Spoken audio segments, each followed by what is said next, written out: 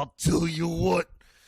You are listening to the Bob Culture Podcast. I'll tell you what, this is the Macho Man Randy Savage, and you are listening to my man Rob. Don't you go away. Tear into the spice. Nothing between the lines of the page or at a time. Forgiveness is for angels, but this angel fell out of line. That's in no second chance or redemption can be found. 'Cause you can't run the devil and the devil is running you down.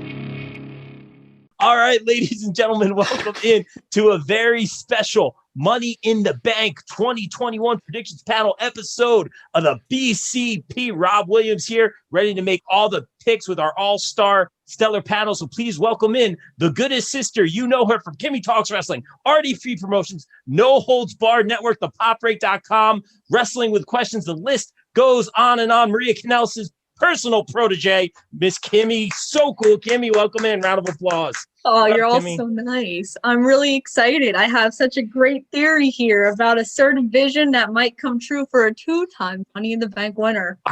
And everyone's Ooh. going to tell me that I'm wrong. Woo. Wow.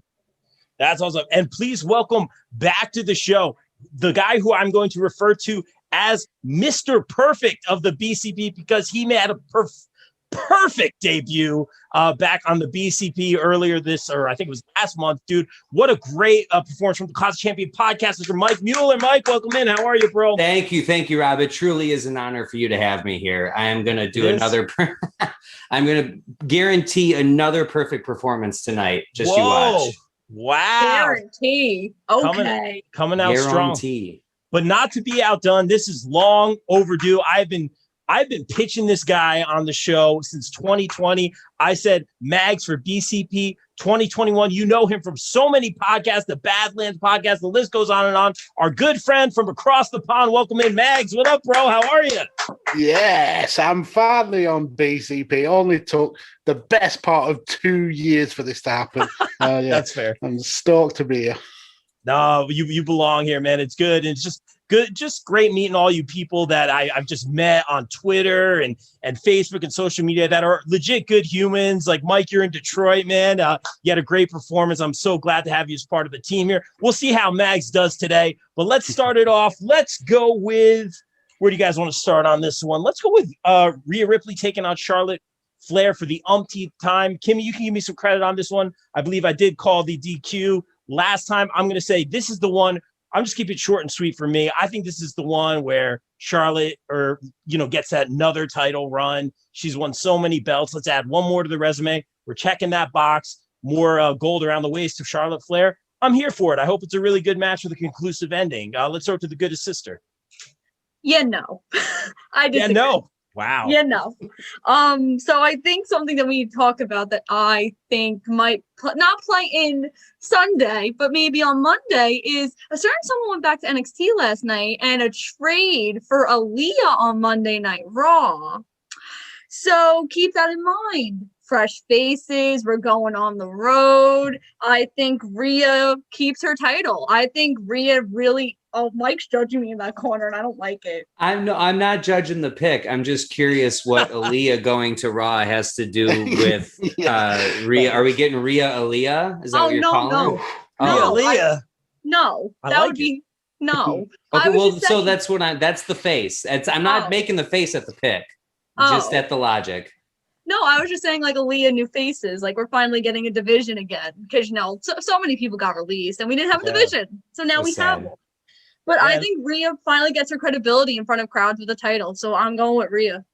Yeah, and Aaliyah, if you think about it, Aaliyah's been in NXT back when that Breaking Ground series was on the network, which I really enjoyed. It's one of my favorite things to this day, man. But back there with Enzo and Cass and KO and Finn and Bailey and Sasha, who have been, called up, and some of them are long gone. Like, it's crazy. So she's been in NXT or in developmental, way back when. So finally, her being on the main roster, I'm very hopeful for her. I hope she does some good stuff. Mike, your thoughts, your first perfect prediction. What do you got, bro? Perfect prediction. So if you remember last time on my perfect prediction, I said that Rhea was going to retain. I never said that she would win. And I said that she was going to lose the title soon. Well, now is soon. They have been teasing a double turn for a long time, and it's going to go one of two ways. I think we're going to see a double turn. We're going to try to push Charlotte face and make Rhea heel. I think it's easy to make Rhea heel. I think it's going to be difficult to make Charlotte a successful face. As good as she is as a heel, to me, she's just not that level of face. But with Rhea winning by disqualification the last time, and they are putting her in front of crowds, I also want to say I don't think this is going to be the last time these two face each other on pay-per-view. I think we're getting a SummerSlam match as well. I'm not happy about it, Kimmy. I'm just saying it's happening. But to keep the story fresh, to keep it interesting, I think Charlotte is going to get... I heard that they're counting this as her 14th title, but I heard they're also counting the tag titles as part of that what they've been list, doing, which is the dumbest thing I've ever heard.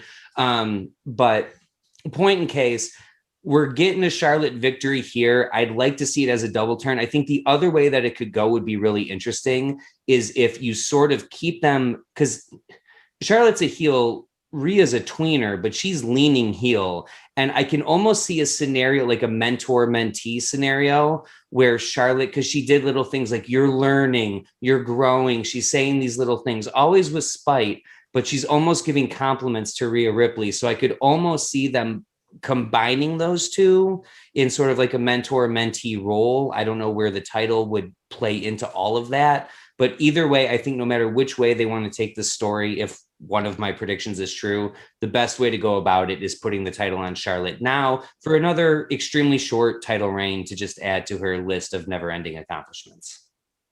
I think that's a very fair point, man. I think that is going to be really, really great. That double turn, it makes a lot of sense. I do, thinking to some of the dialogue, some of the little seeds that they've planted, man, that makes a lot of sense. I will say this, I've been a big fan of Charlotte as a face. I said this last time. She's way better as a heel, no argument there, but she's not bad at all as a face. I like her as a face. Like we saw her on a lot of the house shows, Wildwood, New Jersey there. Like she's great with the kids, man, like holding up the signs, giving the little girls hugs. She really is a really, really good face. I don't think she gets enough credit for it, but obviously a mega super heel as well. Mags, what do you got on this one, broski?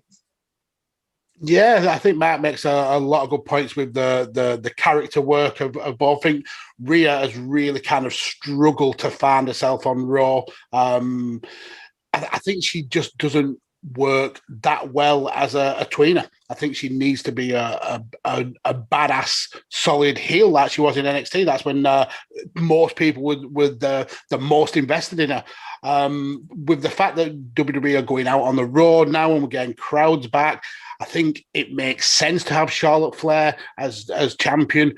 My issue will be that Rhea has kind of fell into this Raw women's title curse that Asuka had before her, where she just looks like a placeholder. She doesn't look like she belongs as champion. The championship is not the main part of the story. She's just there. So I think we're going to see the match will get called a no disqualification match just before we start, because obviously we had the disqualification finish last time out. I think Charlotte Flair wins and we get a big name as champion to go back on the road and maybe, like Max said, have a shortish victory, but it's one of those kind of lull Charlotte wins scenarios for me. So yeah, I've got Charlotte winning.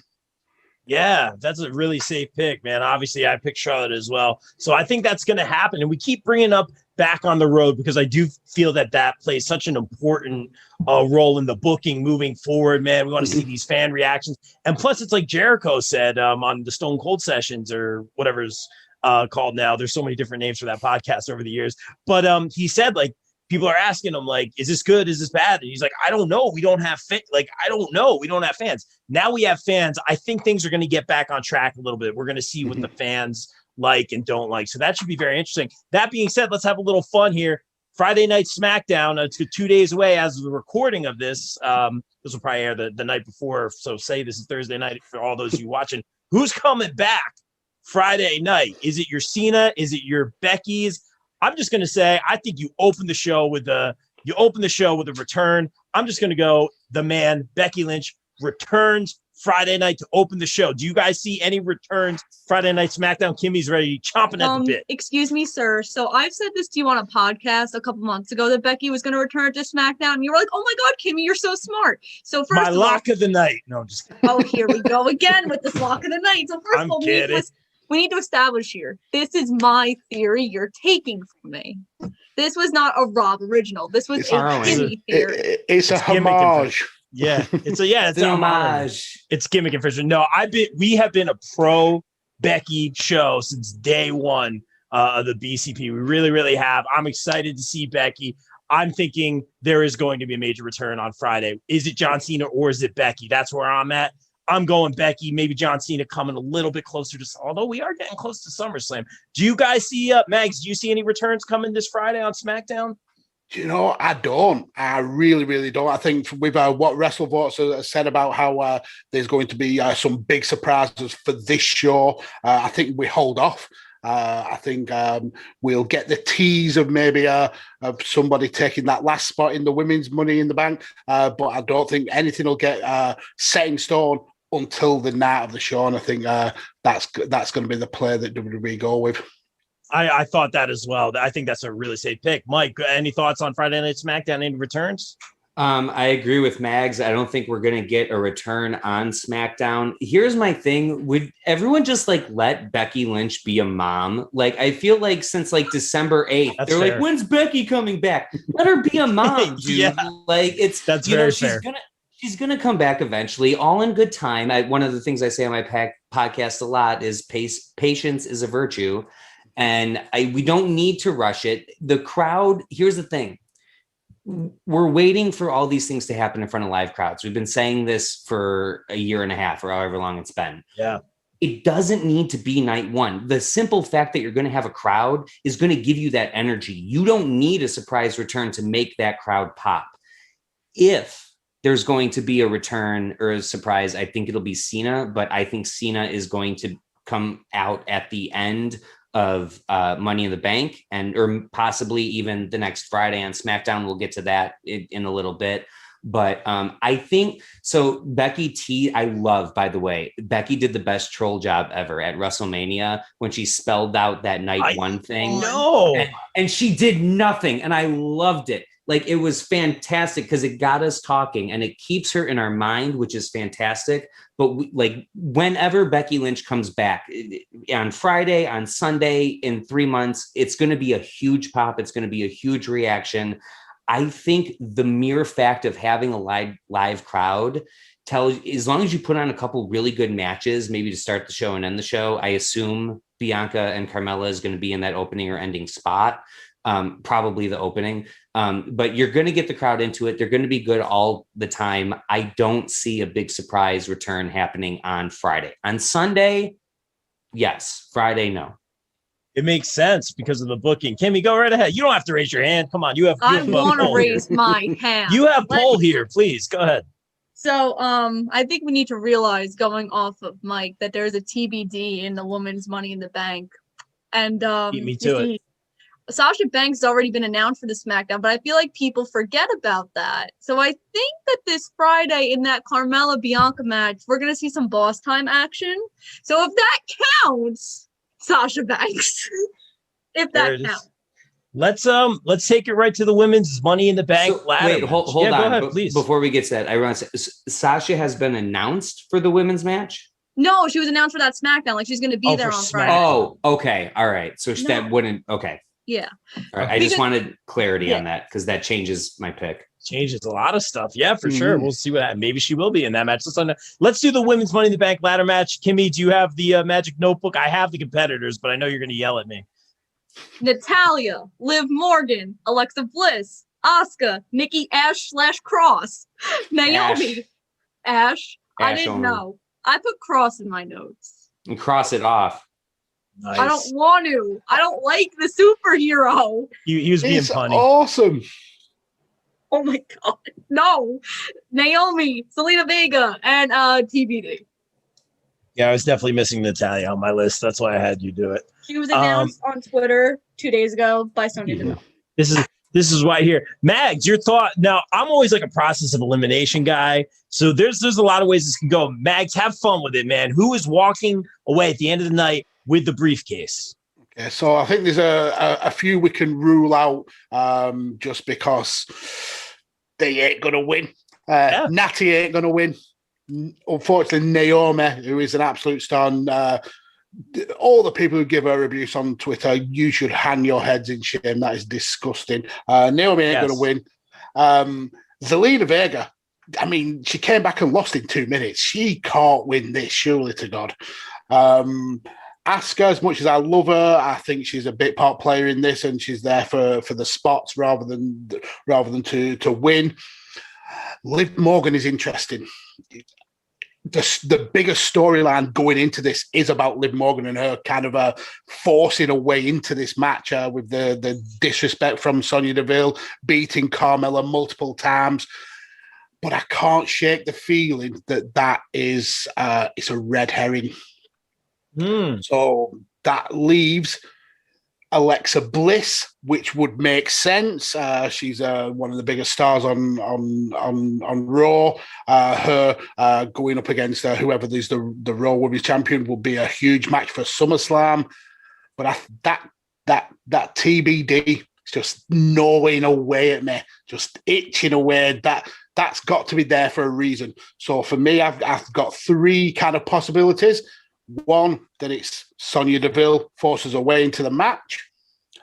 If that happens, I can see Sonya Deville winning that briefcase and lording it over the women's division, saying, look, I may be in a position of power, and I'm going to take that title whenever I want. We've got the return of Sasha Banks, which will be interesting. Maybe a little bit too early after all the WrestleMania stuff for her to get back in the title picture. And then we've got the man.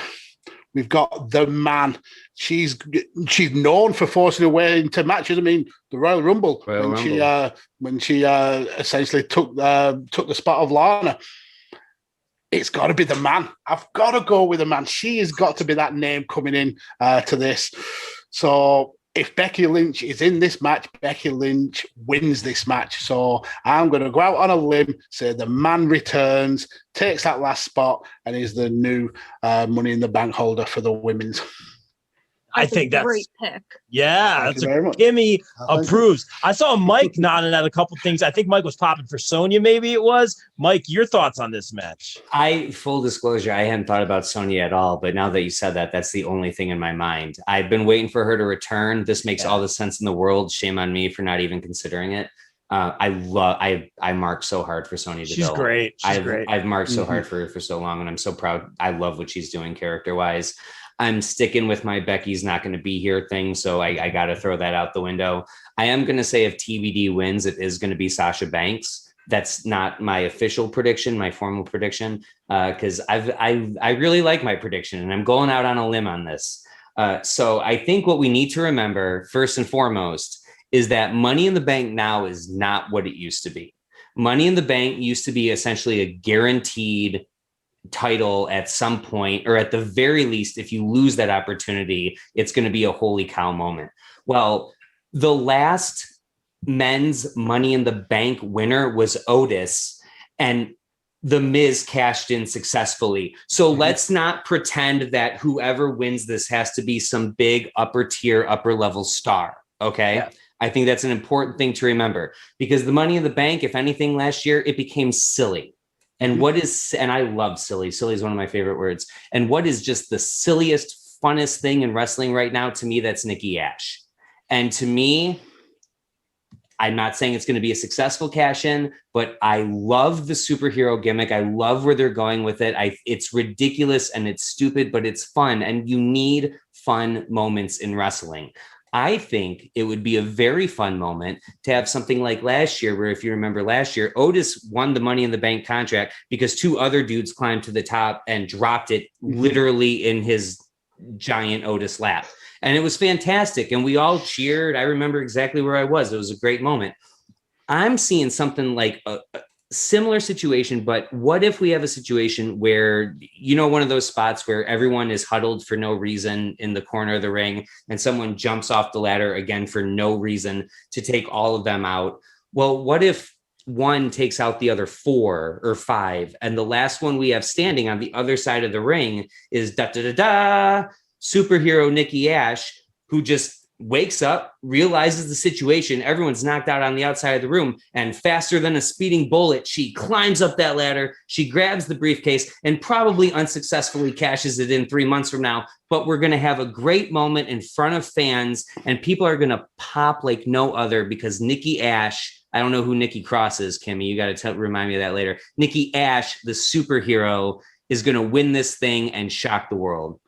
That is adorable. I absolutely Isn't that love adorable? that pitch. Do you know what would make it better and just tip it over the top? If the Hurricane came and helped her. Yes. Yo. I want him celebrating in the ring with her. Yes. You're right. That would be the cherry on top.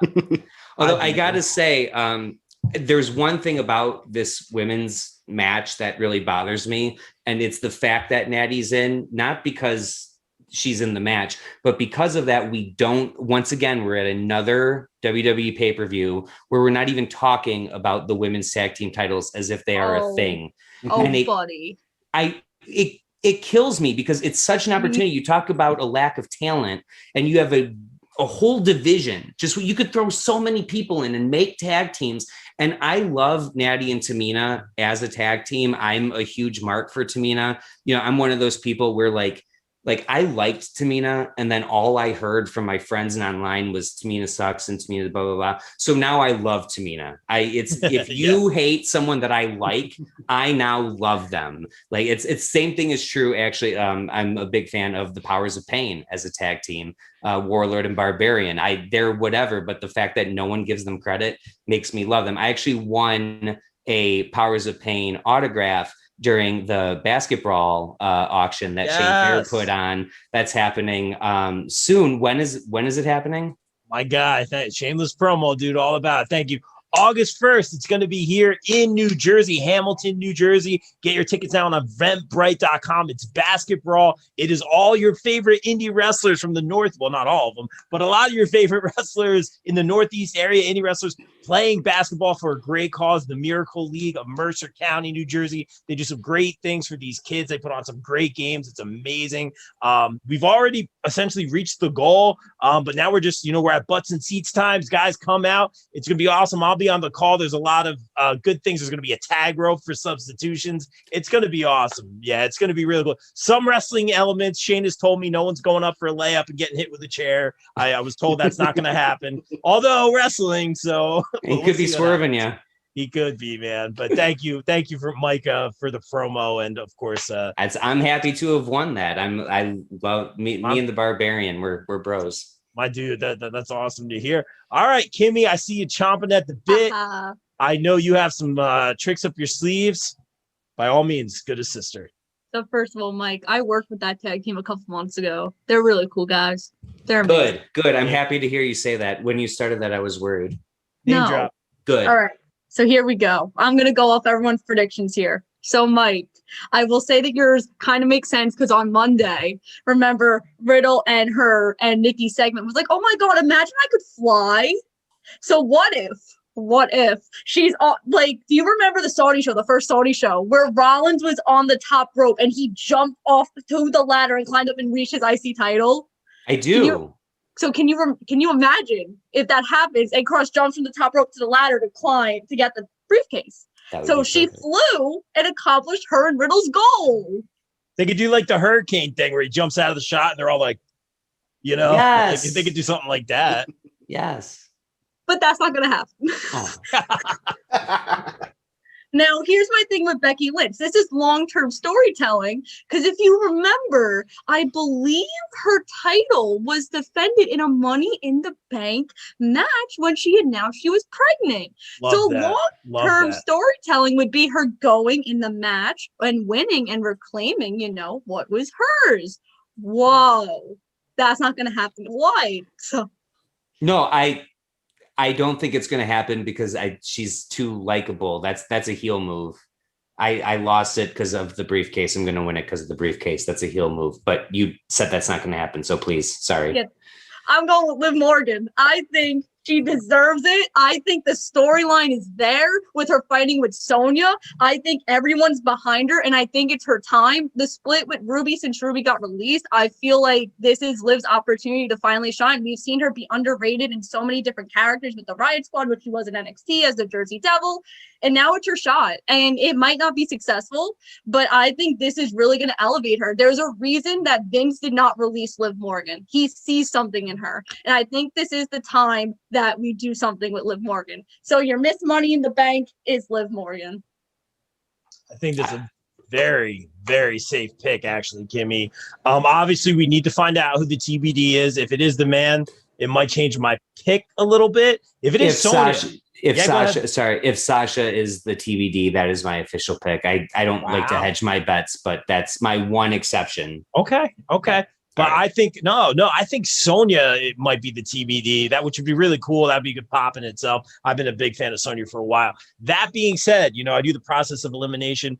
Asuka, I don't think it's happening with Asuka. Doesn't need it. Obviously, we saw it happen last year, and probably one of my favorite moments of last year's, resulting from the Money in the Bank, that emotional scene with Becky and Asuka. That was one of my favorite. That's why we love wrestling. That was amazing. Obviously, let's go. Bliss doesn't need it in any form or fashion. We've mentioned this on other podcasts. She hasn't really been wrestling all that much. Like now she's starting to wrestle a little bit more, but really, I don't know if it was an injury or anything, but really hasn't been wrestling all that much.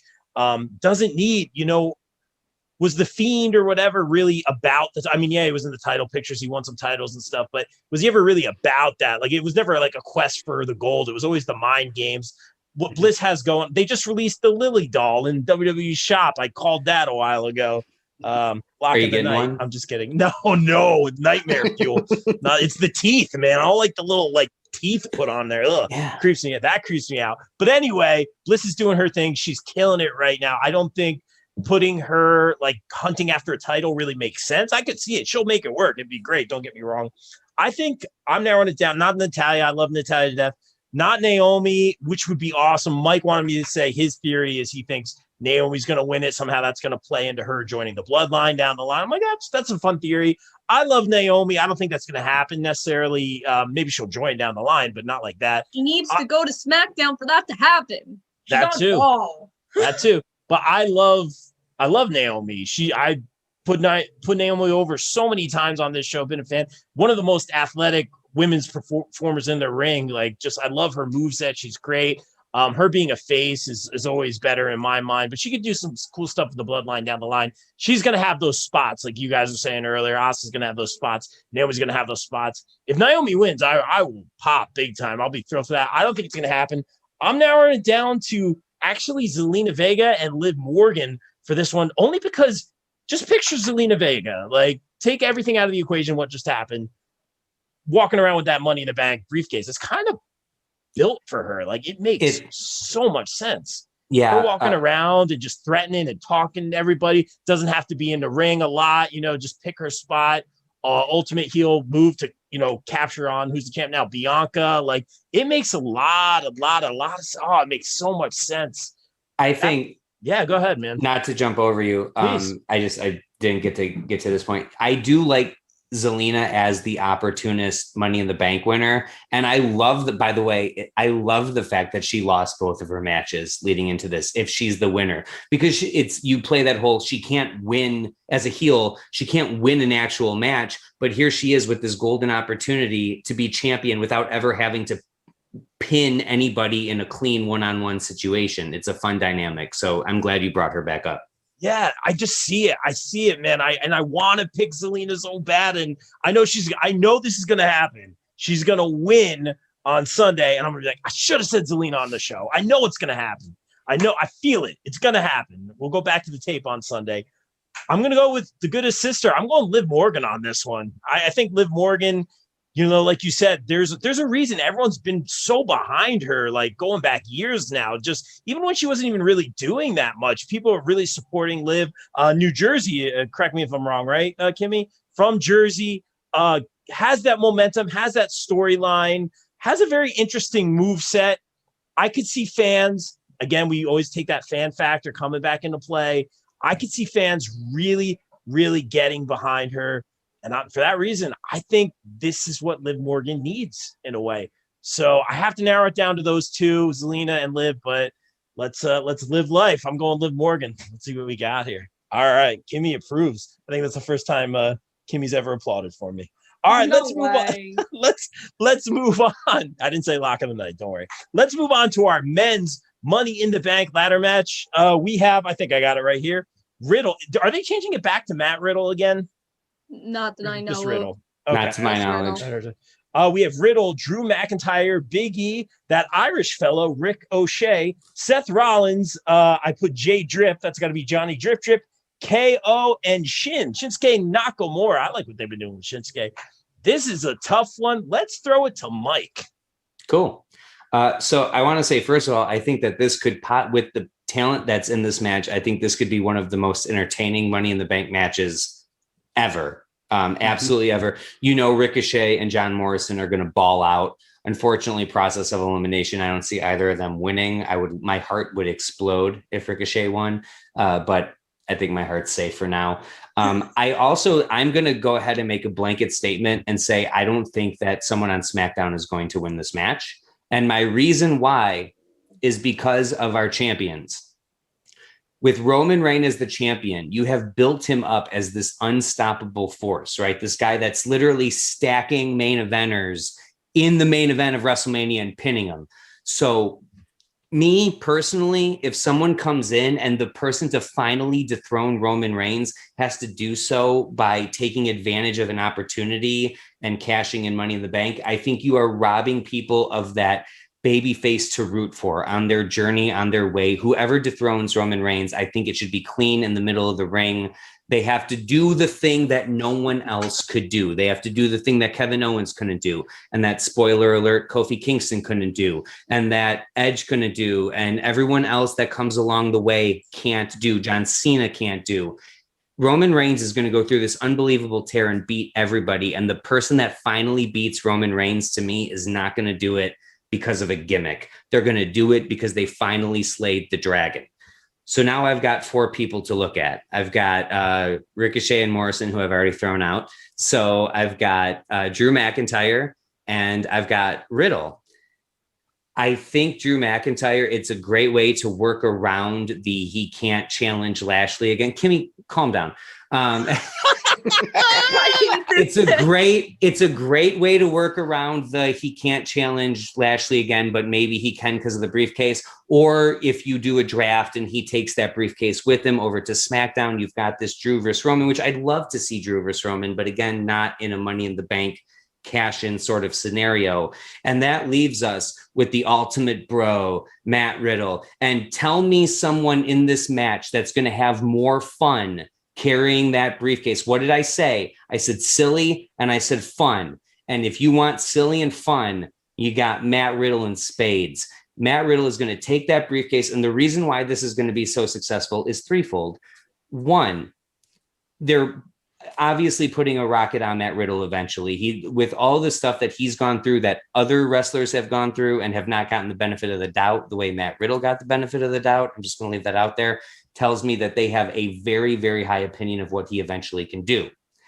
He's a beast in the ring. I don't like the Matt Riddle character, but I love him in the ring. I think he's phenomenal in the ring. They know that he can carry any match that he needs to, and his momentum is just building. But the third reason why this is so great is because you want to talk short-term and long-term storytelling. What is going to happen when Matt Riddle holds the briefcase, but him and Randy Orton are still doing their arcade bro thing? Is Randy Orton, like I said, with Rhea Ripley and Charlotte, is Randy Orton going to be a mentor?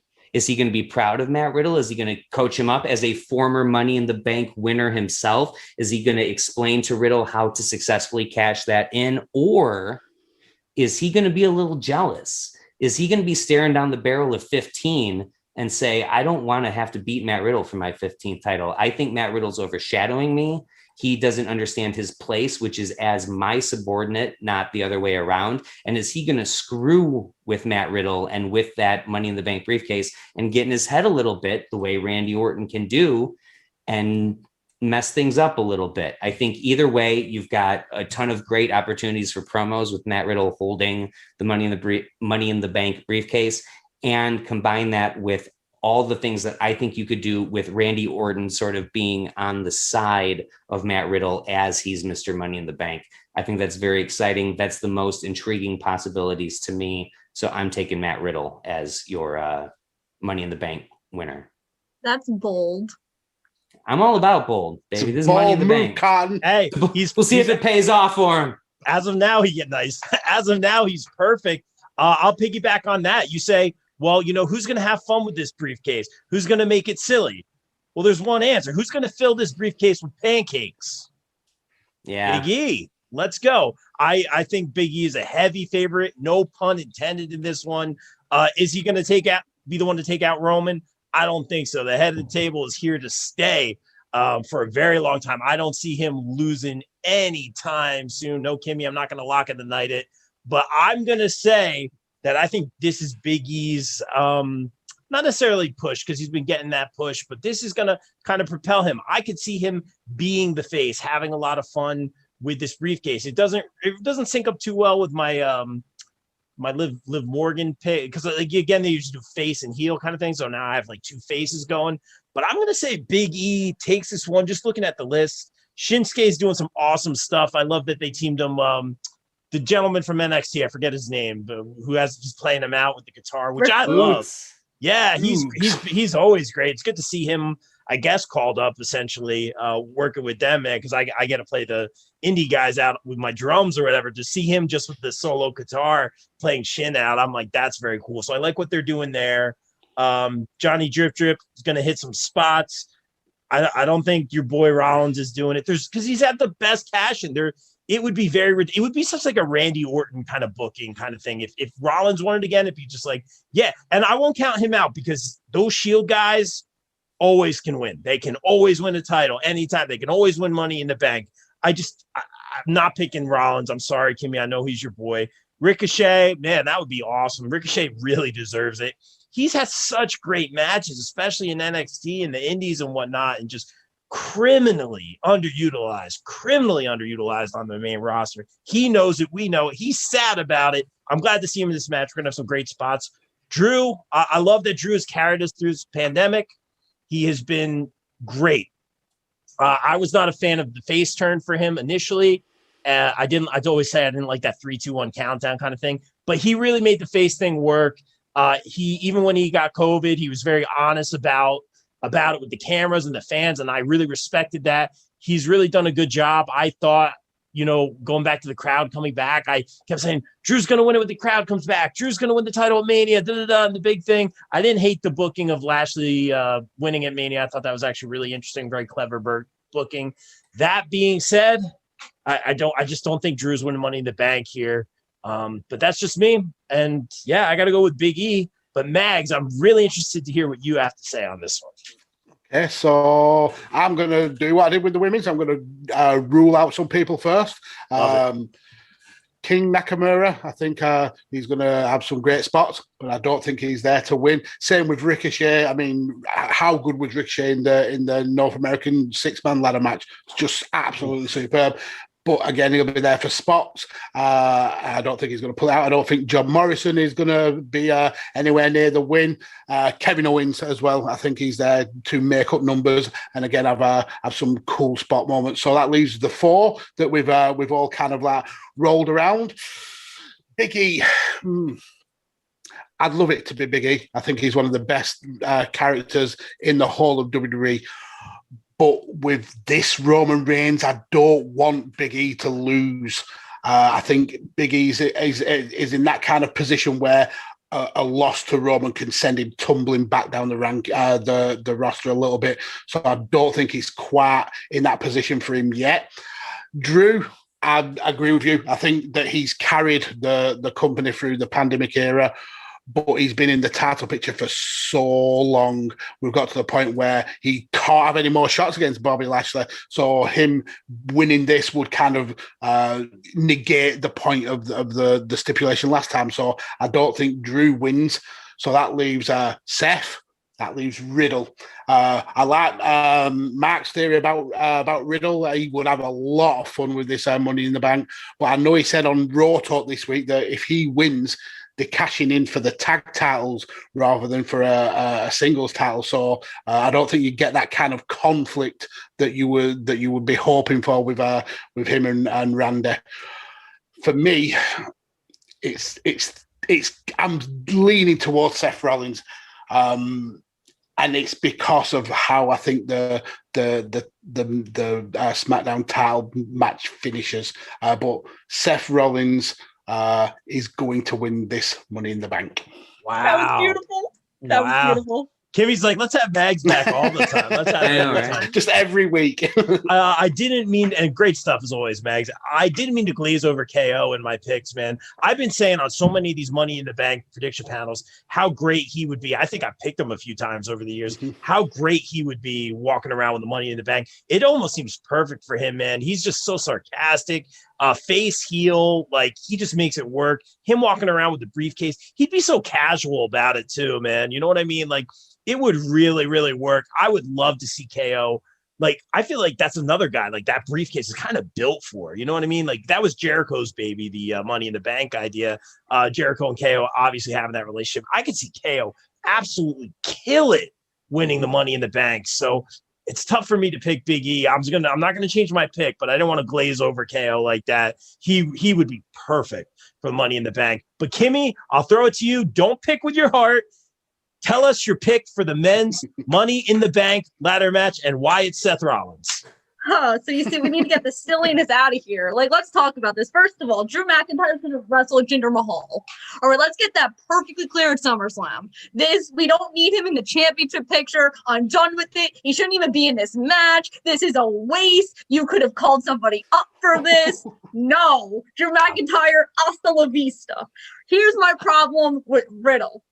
I don't know if RK Bro is going to beat AJ almost for the tag titles, because the other vision I have for Riddle, right? If you remember, I believe this was 2012, 2013, when Heyman screwed Punk out of winning the Money in the Bank. Like Heyman was out there and then he hit him with the ladder. I could see Orton coming out and doing that to Riddle to set up their feud for SummerSlam. Oh. I could see that. So, no, Riddle, bye-bye. Out of nowhere. Boom. Also, my other problem with Riddle is this is one of the first times that him and Rollins are going to be in a ring together. I know there was an apology, but remember the last time there was a nice little black eye, Riddle. So be careful. Then this guy who decided to be Drip, who's trying to steal it from Rollins. Yeah, no, sorry. This is Rollins' thing, not yours. Goodbye. Ricochet, he's just in here for numbers, to be honest, and like excitement. He's not going to do anything either. Nakamura, same thing. I feel bad for Owens because if Rollins wasn't in this match, I would have picked Owens. Yeah. But Rollins in this match, so I can't do that. And my problem with Big E too, like I don't know where Big E's heading. Like, where's this leading to? What is next for Big E? I feel like him and Owens are like swimming. They don't know what they're doing with them. So that's where I'm confused. But let's talk about this vision for a second. Because here's what's gonna happen. You see, today on the bump, Edge made fun of Rollins. He had his robe on with the sunglasses, like the last time Rollins was on the bump. And the iconoless shirt is against religious figures. And who's a religious figure right now? Our Messiah, Seth Rollins. So obviously Edge and Rollins is going to happen at SummerSlam. We've seen this. This has been leading up since 2014 when Rollins started to break Edge's neck on the last Raw of 2014 before the Authority came back. But how exciting would Edge and Rollins be for a title? Because I believe the last couple Money in the Banks that have been live, not last year, there's been someone that's cashed in that night. Like Bailey. So what if we have Rob, you said that you can't beat Rollins' cash in WrestleMania 31, right? Yeah. But the last time I checked, there was another match that Reigns was involved in with Brock Lesnar that Rollins interrupted. Who says that he can't interrupt it again? So I think we're going to have a repeat of WrestleMania 31. Rollins is going to screw Edge, and Rollins is going to pin Edge. And Rollins and Edge for the title in your main event at SummerSlam. Because newsflash, Roman Reigns, John Cena, you could build this entire feud without a title. Yes, No, may I you help cannot. Yes, No, you you can. cannot. Yes, you can. I love the Absolutely, controversy. absolutely not. Why not? Roman Reigns without the title is useless. You know what Roman Reigns without the title is? What? Seth Rollins. He's a guy who goes around and calls himself the best, and he's got nothing to prove it. Oh, That's no. what Roman Reigns without the title. No. Excuse me, That's- sir. Excuse me, sir. Have you seen Rollins' accomplishments compared to Reigns? It's nice. Oh, is it? I think It's not a little bit over. better. I It's don't not think over. Reigns would be who he was without Seth Rollins. I won't argue that. You have that. But it doesn't matter. He's eclipsed him. At the beginning, Roman Reigns or Seth Rollins was way better than Roman Reigns. I'm never going to argue that. Roman Reigns, to me, at the beginning was the weakest of the Shield. But if you want to talk about where they are now in 2021, I think it's very clearly Roman way ahead of Seth. And to be honest, Mox is in the middle. So that's what that is. I like what Seth's doing. I agree with you. Seth is going to face Edge at SummerSlam, but there is a match that doesn't need a title that is a grudge match made to be. Roman Reigns is head. How are you going to go around, call yourself the head of the table? You don't have the hardware. Exactly. He doesn't need to be the head of the table anymore. Well, that's a different conversation, but you're wrong on that. Wow. Those shirts are selling. I think Kimmy has a new feud. She usually feuds with Kyle. Now it's Mike and Mike Mueller and Kimmy. So cool. Fight He forever. called I me like out. this. We need to talk about this. He called me out before this podcast because my predictions weren't perfect enough for him. Wow. He does have perfect predictions. We'll see what happens. And Kimmy, I do like a couple of your points. Thank you. Randy coming out because he's kind of been a little bit more in the background than usual. Coming out, hitting that RKO on his bro. That's totally happening. You made me see it. You had another really good point. It totally escaped my mind. It was something about KO. No, I can't say. You had another really good point, and I forget what it was, but All of them? don't pick. She makes so many. I'm set. Oh, I know what it was. I know where I was going with this. Rollins, Edge. You're right. They've telegraphed it. That's for SummerSlam. Is this a title Money in the Bank thing? I don't think so. So I think you're picking with your heart a little bit. Trust me, I've done the same thing. Usually doesn't end well, but I gotta go. And I'm not even confident in my pick. I just don't think it's Rollins. I think it might be KO or Big E. It's going to be very interesting. But let's move on. Now, I believe we have the 2 World Championship matches. What am I missing, Kimmy? You're missing the tag titles between AJ and Omos versus the Viking Raiders. Go ahead, Kim. And this is why I defer to you. Go ahead. All right, so I'm hosting now. Okay, so we have this Raw tag title match with AJ and Omos versus the Viking Raiders because we need tag team because we're slacking here. So because we just need tag teams, I'm just going to go with AJ and Omos retaining until they call up a tag team to be AJ and Omos. Rob, go. Oh, thank you so much. I think I got to go AJ and Omos to retain here. Again, with Styles, man, arguably just one of the best of all time. No question. Not to say he's slowing down or missing a beat or anything like that, but I noticed wrestling a little bit left. I can't tell you really the last time I've seen the Phenomenal Four. I think he's taking care of him. Monday on Raw? Was it on Monday? Did he do the Phenomenal Four? He wrestled. I'm pretty sure he did it. So Monday. Did he do the Phenomenal Forearm? That's where I was getting with it. Yes. Oh, he did. Yes. Okay. Well, my mistake. But my whole thing is, and I'm not. I love Styles. Like he's the man. But it seems like he's being very smart about his career at this point. I think this is a perfect place for him to be. I think he's going to go all out for the SummerSlams, the WrestleManias, all that kind of stuff. Gargano was just on Busted Open saying he always gets that in how he wants to fight Rollins. He always wants to fight Styles. So, I mean, that, whenever, however, whatever world that happens in Gargano, Styles, whatever it is, it's going to be great. But I just feel like this is the perfect place for Styles right now. And this is not a disrespect thing. I think he's great. I think he's taking care of his body. He's been doing this for a very, very long time. And just for those reasons, this is a good spot for him right now to remain a tag team champion. Mags? Yeah, I can't see the titles switching hands here. The fact that this match was actually meant to be on Raw and it got bumped because of the Bailey injury, that telegraphs it for me.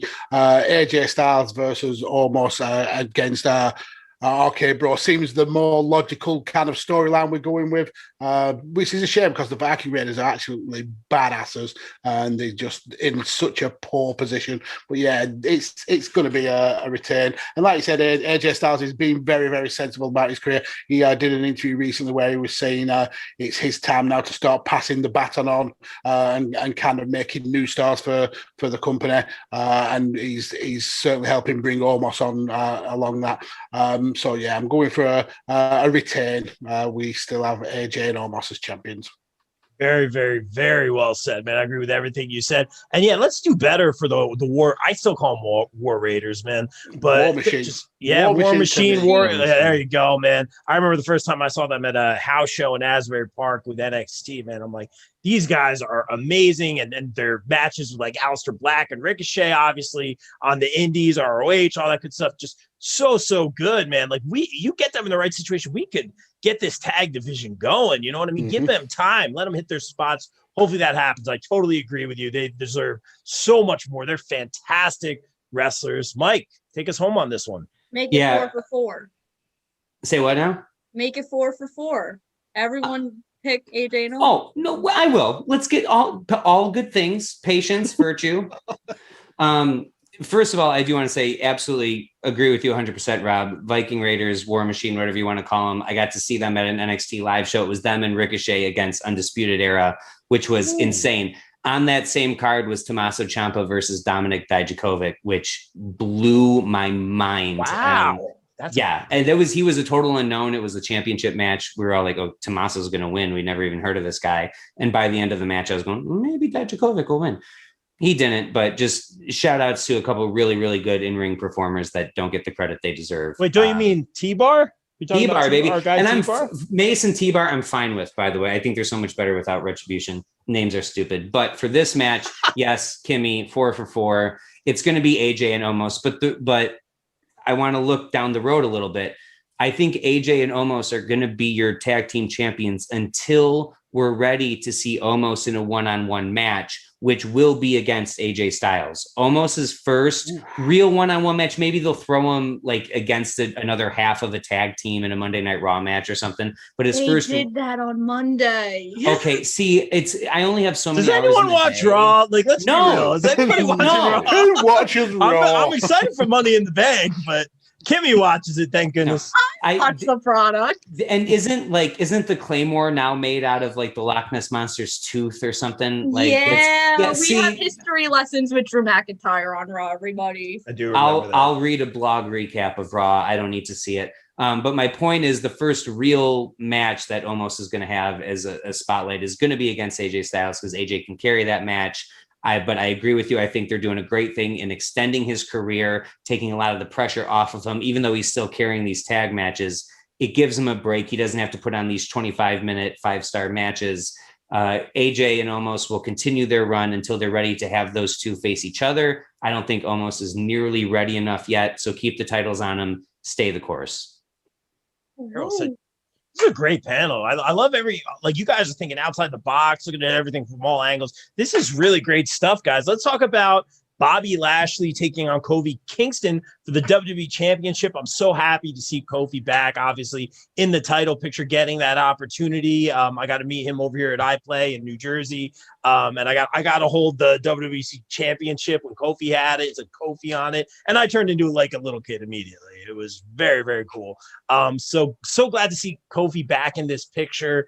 But there's no way I don't think Kofi wins this one here. It'd be great, especially in front of the fans. That would be a great reaction. But obviously, I was there when Kofi won. Me and my buddy Adam have been big Kofi fans for a long, long time. It was a nice moment, man. It was really good. I almost don't want it to happen because I don't want it to add up to that moment too. You know what I'm saying? It'd be great to see him have another title run, though. That being said, although I am a little confused about this Lashley MVP tension, which is probably a total misdirect.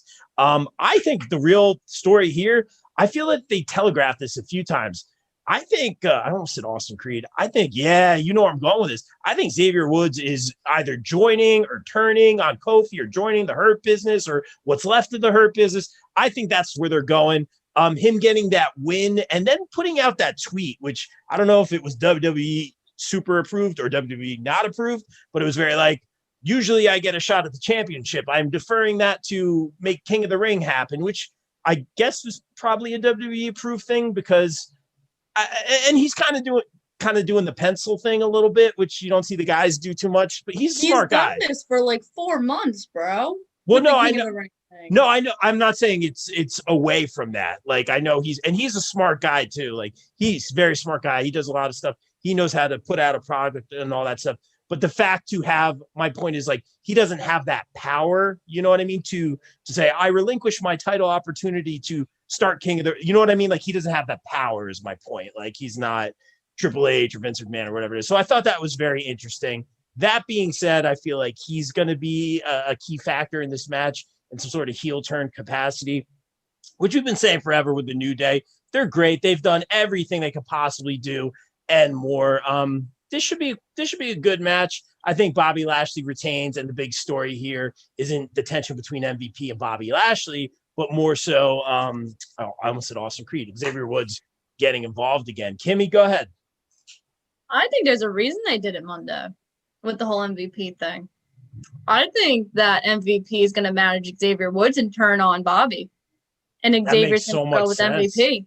I don't hate it. I think that makes a lot of sense. Because I also believe that MVP is sick and tired of just like Bobby doing whatever. So I think MVP is going to turn on Bobby. Xavier Woods is going to go with MVP and Kofi's going to lose. And this is also like a dream match for them personally because like they're very close friends. And if you remember, Shad Gaspar and MVP at a bar watched Kofi win the title with the video. And they were crying. So I think this is a very cool personal moment for them. And I think they're going to go all out with this match in kind of memory of Shad Gaspar, which I think is really cool. And I think that they're going to, this is my sleeper. I'm calling it. This is the sleeper match for me. I think they're really going to pull out the stops with this. But I think there's reason MVP and Bobby, they showed that at the last segment on Raw on Monday. Wow. Very good stuff, Kimmy. Excellent. Mags, I'm interested on your take. Yeah, I can't see a New Day breakup because those guys just shift way too much merch. Nick Khan he's a money guy and he sees the money that they're rolling and he's going to want to keep those together forever. I do like the theory of the tension between MVP Bobby. I think that may play in a little later. I love the fact that Kofi's back in the title picture. I mean, Kofi Mania, how amazing was Kofi Mania? I mean, that was so good, and it's a shame it didn't last as long as it could have. But he's finally got his way back into the spotlight. Unfortunately, he's coming up against a champion who is so goddamn dominant. This would be a massive lock for me that Bobby wins. But I think that tension with MVP will play in. Going further down the line, we've seen coming back to social media a certain former champion who's grown his hair out a little bit. He's got himself a little ponytail. He's now managerless because his manager is managing somebody else. Maybe he could be MVP's new guy. We could see Bobby versus Brock Lesnar. Yes! I would say he's managerless. Heyman changed all his profile pictures to like WrestleMania 30 with him holding up Brock's hand. So I'm gonna say Paul does double duty and he goes on Raw and SmackDown and causes AJ Styles heart attacks. Happy with it. Because AJ Styles is not like Paul Heyman. Wow, really? Sorry, you got me thinking now. That's really interesting because at the end of the day, we've been wanting that Brock Lesnar Bobby Lashley feud. Does MVP manage Brock? I don't know about that, but that's really outside the box thinking. I very much like that. Let's throw it to Mike. I dig it. That's fun. And I do want to say too, I saw that picture of Brock Lesnar, and as soon as I saw it, I thought to myself, wow, Val Venus is looking really good these days. So nice. Like that was for real. I saw it. I thought it was Val Venus. I hate the look. All good points. We're all on the same page with Bobby's winning this thing. I think the only thing we're debating or arguing is how it ends and where it goes from here. I totally see Bobby and Brock facing each other at SummerSlam, or maybe Survivor Series if we want to push it that long. We don't need Paul Heyman to be in this picture. We're all assuming that when Brock Lesnar comes back, Paul Heyman has to play a part in Brock Lesnar, which I understand, but it's not necessarily the case. What Paul's doing with Roman is brilliant right now, and I don't see any need to shake that up for the sake of Brock Lesnar coming back. I do think, Mags, I agree 100% with you. I think if they were going to break up the New Day, they should have done it years ago. I think the New Day is just an unstoppable force. And like you said, you talk about merch. I want to say that I thought of that too, but I'm totally just piggybacking off you saying it. Merch is a great point. I don't know if any faces move merch like the New Day does right now, at least. And that's a very real part of this business. The other thing is too, is I think if Xavier eventually breaks away and turns heel, I don't want to see it. I want to see the New Day just slowly fade into the distance and do their own thing. I don't need to see them explode. I don't need to see anybody turn heel. They've been so great for so long. I say just leave well enough alone. Rock and Roll Express never had to break up. That's all I'm going to say. You don't have to break up a tag team to do your own thing. If we're going that way, I don't think it's going to be a full-on heel turn in this moment. I see, if we're doing anything with Xavier turning heel, I see us planting the seeds at this event. Maybe Xavier has a very obvious opportunity to help Kofi and he doesn't, or he's distracted when he shouldn't be, something like that. Yeah, like I don't think he's going to hit Kofi with a chair behind the ref's back and that's going to give Bobby the win, because that also makes Bobby look weak, and we don't want to make Bobby look weak because Bobby's facing Braun at SummerSlam. Lock it. So we need to lock of the night. Kofi's going to lose. I see him just losing a good, clean match, making Bobby look even stronger. If we are starting something with Xavier going heel, I think it's going to be very subtle. I don't think it's going to be this, oh my God moment, Xavier's now a heel. I think that's, you spent 7 years building the New Day. Do we want to drop him like that? I don't. Yeah, especially with crowds coming back. Yeah. Very well said. Day rocks. It's not the same as Fee rocks. It's not the same. It's not the same, man. They all rock, though. They do all rock. They all legit rock. But I'll say this, guys. This has been a great panel. You guys are killing it. Like, I'm liking all these theories. I'm actually more hyped for Money in the Bank's always a really fun one. Like, you can argue and silly. Yeah, and silly, man. All about silly, please. But, we argue don't have a Hell in a Cell pay-per-view. Don't have a TLC pay-per-view. I get that. But I'm happy with that Money in the Bank pay-per-view. I look forward to that. You got your Royal Rumbles, you got your Manias, and I really do like the Money in the Bank one. It's fun. Like Kimmy said earlier, those cash-ins night of are always really fun. I loved it when Kane cashed in on Ray, two of my favorites. So that's good. What do you got, Mike? I was in attendance to see all three members of the Shield hold the title on the same night. Roman came in as champ. Seth beat Roman 2016 in Las Vegas. Seth beat Roman. Dean, who won that night, cashed in the same night. It was I've been to a lot of great rock shows. It's the loudest pop I've ever heard in my life of when Dean's music hit to cash in. So I'm all for the same night cash in. I love that. Yeah, and Kimmy, I love that. If it happens the way you said, I would be totally okay. That's the only way I'm okay with Seth Rollins winning it, is if he cashes in night of, because it would be so different from his first. Yes. So I want to, you and I like to argue, but I give credit where credit's due. And that's a brilliant theory. Yes. I fractured my toe running up the stairs when I heard Moxley's music, because I was very upset that Rollins is going to lose the title in 43 seconds. Yeah. Steps are kind of your enemy, Kimmy, because I remember when you went to meet Seth, it didn't go so well. We don't need to tell these stories again. I'm just saying. Oh, I think we do. I haven't heard this. Let's move on to the main event. No, I'll say this: if Seth helped you up, she fell on the stairs meeting Seth. She said it on the show before. Yes, I was running up the steps meeting That's something I would do. But I'm saying and I fell. If he came over and hey, are you okay, and helped you up, that would have been amazing. Come on. But he laughed at you, right? Didn't, and him and Triple H laughed at me. And you still pick him. And you still But they acknowledged you. They acknowledged. There you go. That's a great segue towards our main event. You took the words out of my mouth, Kimmy. Well You're done. too slow over there. We don't need these action figures. Get them out of here. Because I'm old. We get it. Thanks, Kimmy. I appreciate So that. we're gonna have in our hopeful main event of Roman Reigns versus Edge, and I already said my beautiful theory prediction that's going to happen. But if it doesn't happen, Roman Reigns is obviously gonna win. Yeah, we get that. Mike, go ahead. Yeah, Reigns is winning. Fool me once, shame on you. Fool me twice, shame on me. I picked Edge for WrestleMania, and I looked like a big old dummy. I'm not doing that again. If you want to make me look like a dummy again, you're going to have someone other than Roman Reigns wins. I pick Roman Reigns to win every single match until he loses the title, and I'll be wrong then. But until then, I'm going to be right, and I'm right tonight. Oof. Mags. Yes, I think it's going to be pretty much unanimous. Roman Reigns wins and leaves with the title. How he gets there is another matter for me. I had Seth Rollins winning the Money in the Bank, and I think he cashes in on the night. I think Seth eats the pin.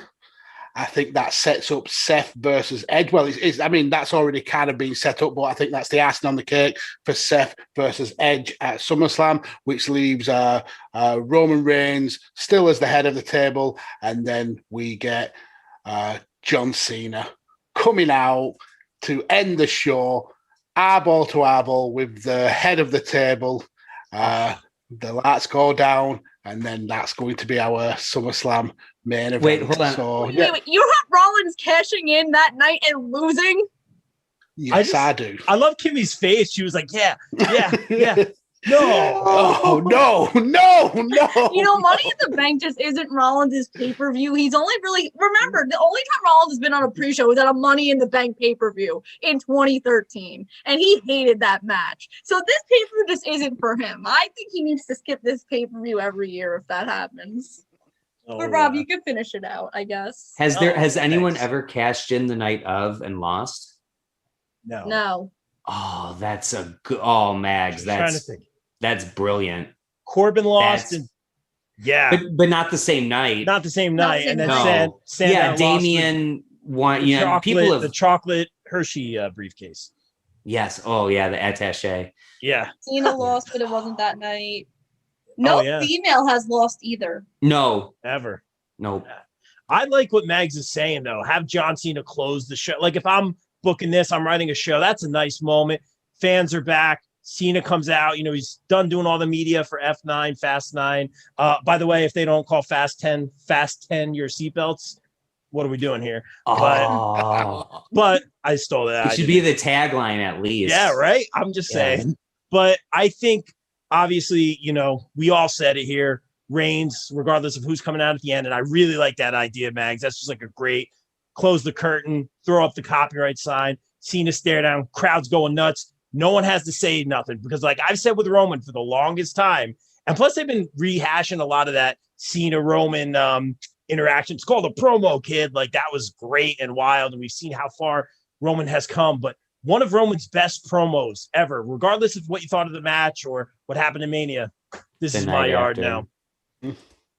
Because less is more with him. Even with the tribal chief, less is still more. He's killing it. Like everything he says is great, but he's very slow. He talks very slow, very deliberate. It's not these big long promos. It's very like a lot of his stuff is very facial and reactionary. That's what Paul Heyman's for, dude. And I don't even think they necessarily need Paul Heyman there because Roman's doing such a good. I mean, there's going to be a point where Roman's just like, get out of here. Like, I don't need you. Like I can get someone else to hold my belt. But I just think we all agree he's amazing at what he does. I'm not saying anything about Edge here because I don't think Edge is going to win. It's cool to see him come back yet again, put another guy over. What I'm most excited for is this Friday, Edge teams up with one of my favorite. I loved Edge and Ray together. And Edge did that post today where he's like, man, like me and Ray have been through so many tough times and we won tag titles together. Like it's an honor to share a ring with him this Friday on SmackDown, in what is it, like a six man, right? And which is great booking. I love that. And Ray and his son. So I'm all about that. That's really cool.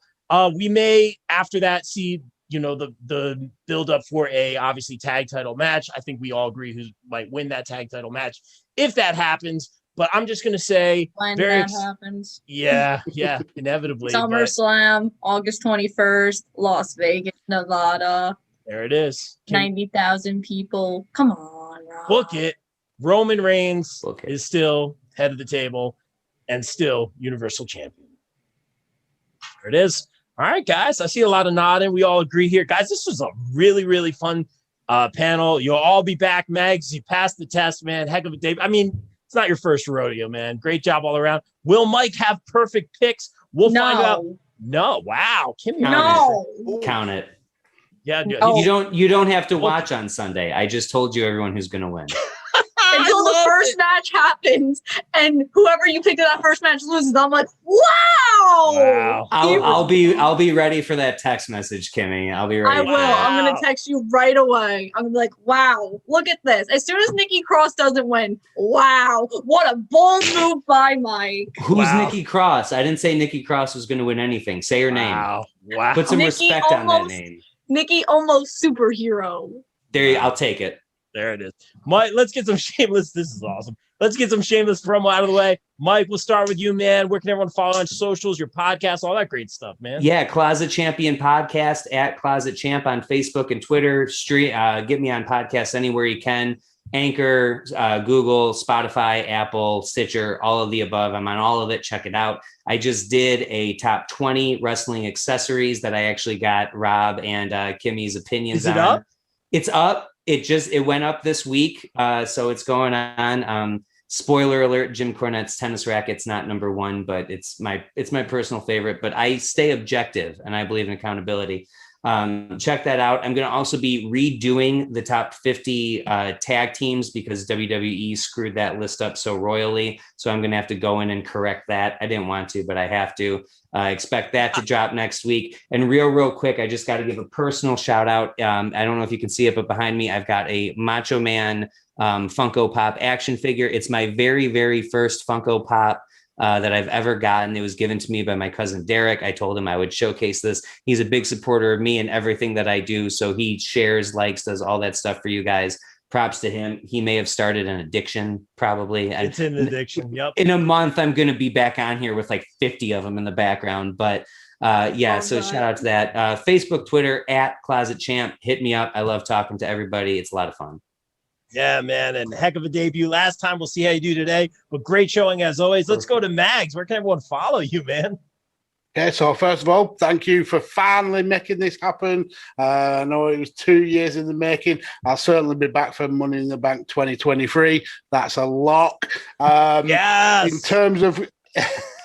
In terms of content, I have a podcast on UFC, which I do with my son called 5 Rounds.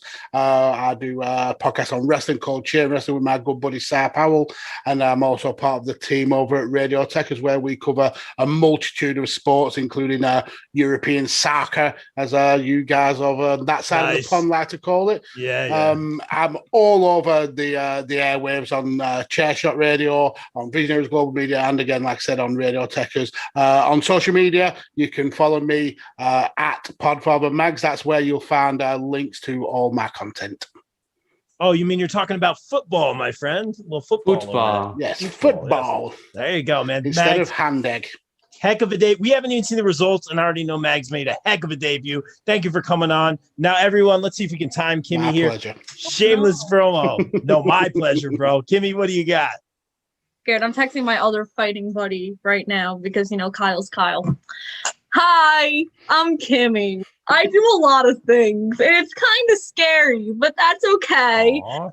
So, let's start speaking of Kyle, I'll start with his YouTube channel because that's where I am. You can go to the No Holds Barred Network to find my Raw, SmackDown, NXT, and AEW reviews. And while you're over there, you can check out Tiff doing all her interviews with multiple independent superstars and Kyle and Tiff on the All Elite podcast. Yes, give Tiff that shameless promo over there. Show her sticker. So you'll find me there. Ring of Honor, let's talk about that because they have a super cool tournament, Women Division Wednesday. My article with the popbreak.com, I dissect the entire tournament and every single participant in it. So make sure to read down the popbreak.com and also check out Ring of Honor's Women Division Wednesdays. The pre-tournament stuff is all on their YouTube channel. And of course, the tournament starts July 31st exclusively on Ring of Honor TV. And then also our new champion will be crowned September 21st at Death Before Dishonor. And I have really bold predictions, and Bill disagreed with my pick, and I'm really upset because he sent me his bracket and it was totally different than mine. Let's see. You can see me here. I predict things. I'm sometimes wrong. I'm sometimes right, but I'll do better than mine this time. Yo, Wow. shots fired. That Bold rhymed. statement, Cotton. That was really that rhymed. All right, the other stuff I do, signings. So this Friday, speaking of Women's Division Wednesday, we saw someone debut in Ring of Honor by the name of Chelsea Green. So if you're looking for some signings, make sure to head over to East Coast Autograph Auctions, where you can see this weekend, Friday, Chelsea Green, Saturday, Velvet Sky. We're doing virtual signings with them, so head over there. Pre-sales, well, this is airing tomorrow, so pre-sales will be over, but you can chill with us, ask them questions, do all that jazz. Then Anna Jay's coming up, Madison Rain, Blake from Blake and Murphy, Serena Deeb. We have a lot of fun conventions coming up too, so check out all that jazz. And I think I'm done. So I think I did really good on timing. Way to go, Kimmy. Great job. Keep killing it, Kimmy. Did anyone notice when she was doing all that, when she got to the ROH Women's Championship, she goes, our champion? Like she's like pulling her Like rank she's on part us. of it. Yeah. Not yet. Not officially. Flexing. I'm not rooting against you. I'm not rooting against you, Kimmy. Trust me. We have all the faith in you. But just at this point in time, you go, our champ. I was like, okay. It's I am not signed with projecting. Ring of Honor. Manifesting. Yeah. Yes, Yeah, manifest. You got to manifesting. make it happen. Yes, I'm Dream, not believe, manifesting. achieve. Exactly. I love it. Let's end Maria, it on that. Go Maria, ahead. I know you're not going to sign me yet. I know. Me and Maria have had this conversation already. Of but course it's you okay. have. Period. Hi, I'm Kimmy. When can I start at ROH? Yeah, exactly. That's how I see it going down in my head. Do you know who I am? Google Maria me. does know Google who I me. am. There it is. I love it. All right. Dream, achieve, believe. Is that what you said, Mags? Dream, believe, achieve. Yeah. I love it. Dream, believe, achieve. Let's end it on that, guys. And like we always say here on the BCP, everyone stay safe, stay positive, take care of each other. We're out. Peace.